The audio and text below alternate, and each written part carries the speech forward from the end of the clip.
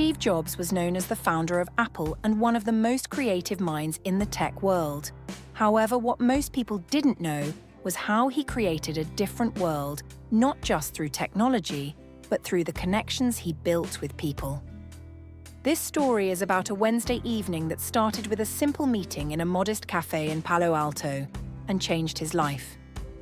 That evening, Steve Jobs walked into the cafe wearing his usual simple black turtleneck and blue jeans.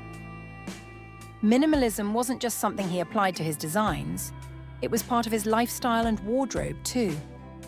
The cafe had a dimly lit atmosphere, with soft jazz melodies echoing in the air. Jobs sat at one of the corner tables and ordered a plain Americano.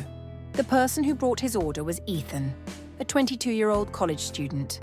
Ethan was passionate about graphic design and creative ideas, but he lacked the confidence to believe he could succeed in the field. He recognized Jobs but hesitated to say anything. Jobs noticed his nervous glances and was the first to break the silence. "If you want to ask something, now's the time," he said with a calm smile. Encouraged by this invitation, Ethan mustered the courage to ask his question. "Mr. Jobs, I'm really interested in design, but sometimes I struggle to understand what makes something stand out. What do I need to do to be someone like you?" Jobs paused for a moment, took a sip of his coffee, and then turned to Ethan with a pivotal question. "What sets your designs apart from others? What makes them truly special?" Ethan hesitated. "I think aesthetics and usability," he replied. Jobs nodded with a smile. Aesthetics and usability are important, but they're not enough. Great design combines simplicity with a deep emotional connection. How users feel when interacting with your designs is just as important as how they look. Then Jobs shared a story.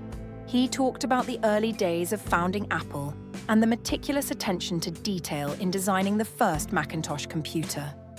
Even the internal components of the computer case, parts that users would never see, were organized and aesthetically pleasing.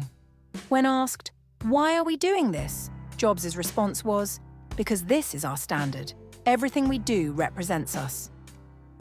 Ethan was impressed by what Jobs shared, but curiously asked, "What about success? What do you think the real secret to success is?" Jobs paused for a moment, fixing his gaze on Ethan before answering. "The secret to success is not being afraid of mistakes. If you fear making mistakes, you won't innovate. The greatest innovations come when you take risks. But another key is passion. Without loving what you do, you can't go this far." Jobs then pulled out a paper napkin, grabbed a pen, and sketched something on it. Handing the napkin to Ethan, he said, "This is a keepsake for you. Always remember the principle of simplicity. And never forget, the greatest innovations come from the simplest ideas." That evening, Jobs left the cafe.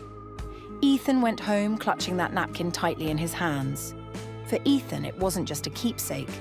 It was the beginning of something new. Years later, Ethan started his own design studio. Jobs' words and the sketches on that napkin remained a constant source of inspiration for him.